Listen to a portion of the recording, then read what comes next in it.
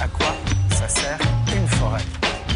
Alors vous, sur vos 26 hectares à Pissotte, vous avez du rouge, la tour d'Arundel, la Sagesse sur une boîte de conserve. Nous allons vous raconter aujourd'hui l'étonnante histoire de l'acquisition d'une abbaye réalisée par un couple tout récemment.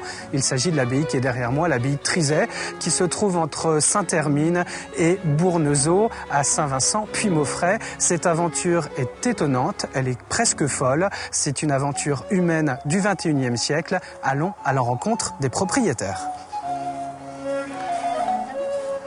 Alors voici les nouveaux propriétaires, Diane et Patrick Cotensin de Bayeux, avec leur petit Cyprien qui a 2 ans et demi, qui vit la même histoire que vous, puisque tout récemment, vous avez donc fait l'acquisition de cette abbaye qui est juste là. Cette abbaye, elle est dans un état tel que vous l'avez trouvé. Elle a une longue histoire qui remonte à quand à peu près? Et qui remonte à la première moitié du XIIe. Avec une belle période, donc c'est la devise cistercienne, ora et labora, donc prix et travail, une part spirituelle, une part très concrète, très pratique. Et puis donc belle prospérité jusqu'au XVIe siècle. Et après, là évidemment, il y a la guerre, les guerres de religion, donc entre protestants et catholiques. Et enfin, quand l'abbaye reprend son souffle au XVIIIe siècle, eh bien, juste le temps de commencer des beaux travaux et la révolution arrive.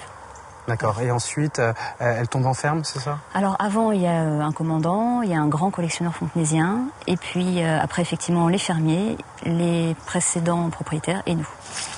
Alors là, c'est une façade que nous aimons particulièrement. D'abord, elle est exposée plein sud, et puis c'est vraiment la façade qui n'a pas souffert des différents remaniements. Donc, elle est restée telle qu'elle était au XVIIIe siècle. Avec en plus une inscription très précise, donc anno 1770, qui nous permet de dater ce nouveau souffle de l'abbaye après 2 siècles de ruines. Et donc ça correspond à la partie réfectoire, la partie cuisine tout à fait à l'ouest, partie aussi accueil des hôtes, des moines. Voilà. Alors, Diane et Patrick, racontez-nous tout. Je tiens d'abord à vous les présenter un peu plus. Diane enseigne le français, le latin et le grec, non loin d'ici. Patrick, vous êtes artiste peintre, vous profitez de ce lieu idéal pour exposer vos peintures. Vous nous direz quelles sont vos inspirations dans un instant. Racontez-nous cette histoire. Vous viviez en région parisienne il y a peu de temps. Comment s'est produit votre arrivée ici? Nous cherchions un lieu plus grand et puis une autre qualité de vie.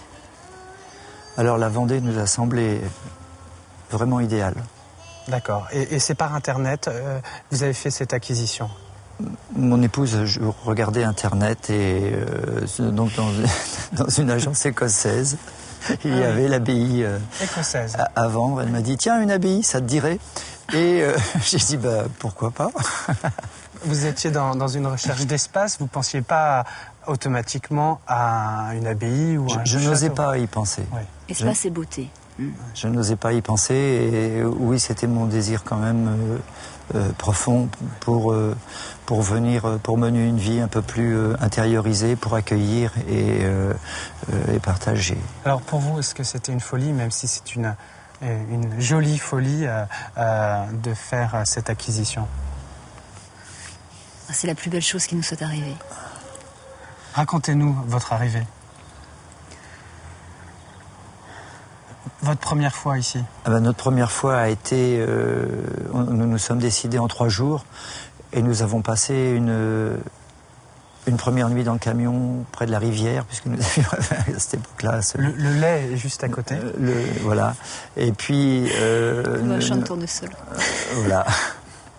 Et dans l'église, sur le foin. Vous êtes heureux? Très. Et puis l'idée, c'est de sublimer un peu l'endroit à travers des événements liés à l'art, à la peinture, et de maintenir surtout ce lieu dans un état correct. Il y a du travail évidemment, puisqu'il y a des pièces qui sont un peu à l'état de ruine, mais c'est un challenge de tous les jours, j'imagine aussi. c'est un bonheur de pouvoir restaurer ces pièces, de pouvoir les embellir du mieux que nous pourrons, du mieux que nous saurons le faire. Et de par mon métier de sculpteur et de peintre, je pourrais intervenir beaucoup. Et nous pourrons intervenir beaucoup ensemble. Donc, par nous-mêmes et sans dépenser des sommes importantes, nous devrions pouvoir apporter à l'abbaye de quoi la magnifier et la transmettre ensuite aux Vendéens aussi et que ça suive.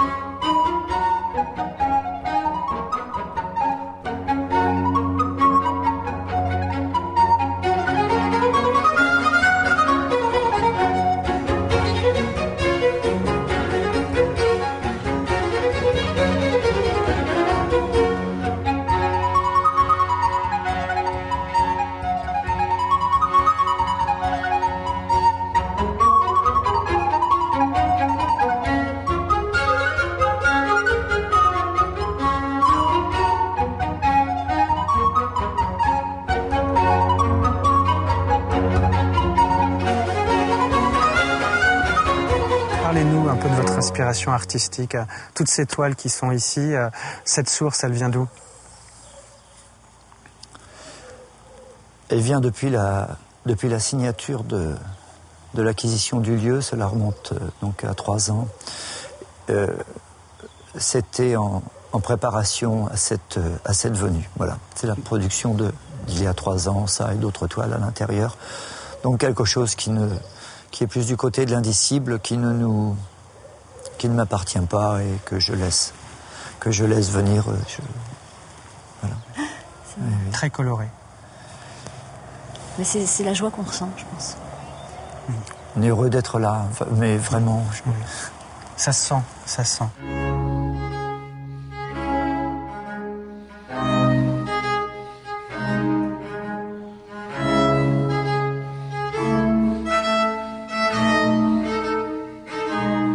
Qu'est-ce qu'on peut vous souhaiter pour l'avenir? Rien de plus que ce qui se passe en ce moment, c'est-à-dire que les Vendéens sont très présents, nous encouragent avec tout leur cœur et nous sommes vraiment heureux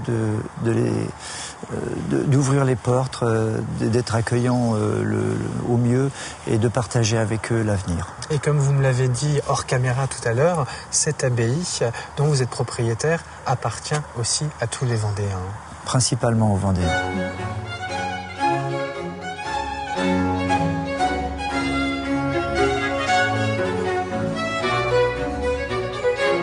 À quoi ça sert une forêt? Alors vous, sur vos 26 hectares à Pissotte, vous avez la tour d'Arundel, la Salière sur une boîte de conserve.